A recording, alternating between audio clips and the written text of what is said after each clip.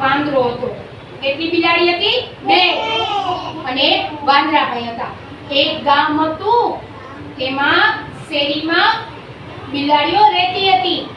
તો એક કાળી બિલાડી હતી, બીજી એક ધોળી હતી. બેઉ શેરીમાં હરતા ફરતા. બીલી તો ઘી દૂધ પીએ, રોટલી ખાય. એક જ દિવસની વાત છે. કાળી ને ધોળી ભૂખી થઈ ગઈ. તે નીકળી પડી આમ તેમ ફરવા. ખોરાકની શોધમાં તે કોઈ રસોડામાં જાય, ચૂપચાપ બીલી આમ જાય.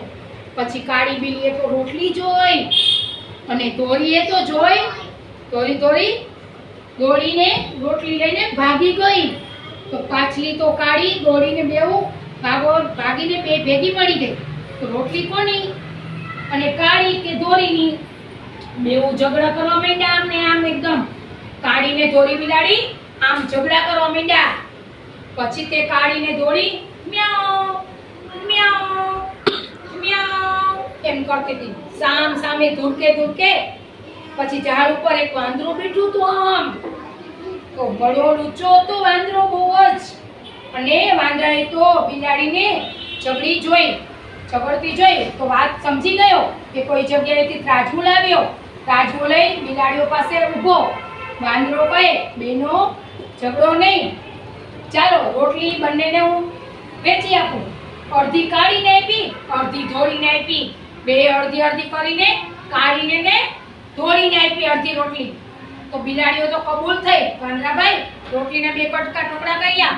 તો એક નાનાને આપી, એક મોટાને આપી. તો ત્રાજવામાં એક છાપમાં મોટો ટુકડો મૂક્યો અને બીજા છાપમાં નાનો ટુકડો મૂક્યો. તો 2 ટુકડા વાળી છાબડી નમી પડી. વાંદરો કહે, આ ટુકડો મોટો છે, લાવ સરખા કરું. તો એમ કહે મોટો ટુકડો ખાઈ ગયો. ને વાંદરાભાઈ કહે, આ ટુકડો મારી કિંમતનો છે. તો આમ બોલી વાંદરાભાઈ ટુકડો મોંમાં મૂકી દીધો. જો વાંદરાભાઈ કેવા જબરા હતા. બે બિલાડીને ઝઘડા કરાવી દીધા. 2 બિલાડીને રોટલી બટકા 2 કરી દીધા. અને વાંદરાભાઈ લઈ ગયા. ત્રીજો આમાં ફાવી ગયો. 2 માં ત્રીજો ફાવી ગયો. આ ટુકડો મારી મહેનતનો છે. આમ બોલી વાંદરાભાઈ તો મોંમાં મૂકી ગયા. ત્રાજવું લઈ ઝટપટ ઝાડ ઉપર ચડી ગયા. ઝાડ ઉપર આમ કૂદકો માર્યો આમ. તો ઝાડ ઉપર ચડી ગયા. કાળી અને ધોળી જોતી રહી ગયા. કાળી ધોળી ઝઘડી અને વાંદરાભાઈ ફાવી ગયા. આમાં 2 જણાને બનતું હોય ને તો ત્રીજો ફાવી જાય છે અને આમાં ઝઘડા કરે છે. એટલે બધાએ આમ સંપીને રહેવાનું છે આપણે કે 2 હોય એમાં આપણે ઝઘડા નહીં કરવાના. ઓકે ક્યાંય?